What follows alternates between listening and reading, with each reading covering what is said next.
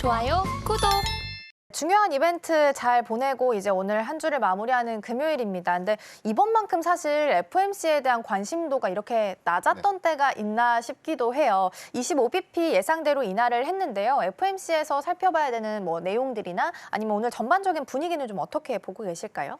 네, 우선 기준금리에 대한 0.25포인트의 인하는 그 이전에 너무 노이즈가 좀 많았던 것이 아닌가라고 볼 수 있겠는데 일단 시장의 ADP 민간 고용 지표가 예상보다 좀 견고했던 흐름들. 물론 이제 노동부가 발표했던 고용 지표는 좀 시장의 기대치보다 좀 낮아졌는데 그러니까 이 부분은 시장이 좀 너무 우려했던 건 맞는 것 같아요. 왜냐하면 허리케인 여파로 인해서 고용의 어떤 이 대조군이 될 수 있는 이 부분을 단순하게 좀 비교해서 많이 냉각이 됐다라고 좀 보기는 어려운 그런 측면들이 있었기 때문에 이번에는 ADP 민간 고용 지표가 조금 더 반영 효과가 좀 크지 않았나. 그러니까 그렇다면은 고용 시장은 탄탄했고 우리가 좀 예상했던 10월에 이 PCE 지표도 헤드라인은 부합을 했지만 코어는 사실 좀 소폭 좀 상회했던 그런 부분들이 아직까지 소비라든가 견조한 고용 시장들의 관점에서는 오히려 좀 부담으로 좀 될 수 있는 요인은 있었지만 그래도 경기 침체 국면들은 좀 아니었다. 이런 부분들 좀 안도할 수 있었고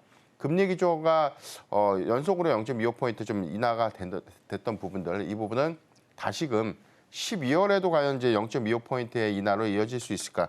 그러니까 이 부분은 좀 중요한 체크 포인트가 좀 될 텐데 지금 미국의 투자 은행들은 12월에도 금리 인하 0.25포인트는 좀 가능하지 않을까라는 전망들이 좀 우세는 한데 변수가 생겼죠.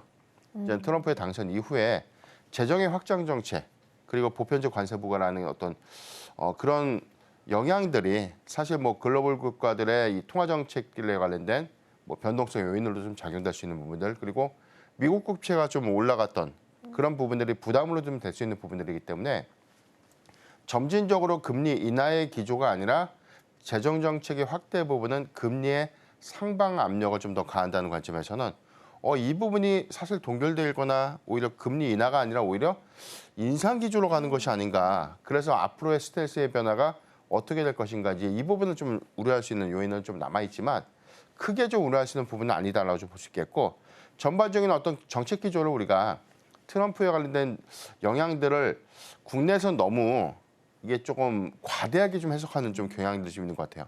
그러니까 2016년도에도 당선 이후에 오히려 트럼프가 좀 그 선거 기간에 좀 이야기했던 강도 높았던 좀 자극적인 그런 발언들이 실제 이 트럼프 일기적 집권에서는 생각보다 그렇게 좀 강경한 그런 정책 기조들보다는 좀 현실화된 정책 기조로 많이 좀 수정이 됐던 그런 상황들 좀 감안해 봤을 때는 오히려 우리가 시장이 너무 과대하게 예상했던 것보다는 좀 완화되는 흐름들이 좀 앞으로 좀 이어지지 않을까 그렇게 좀 전망해 보겠습니다.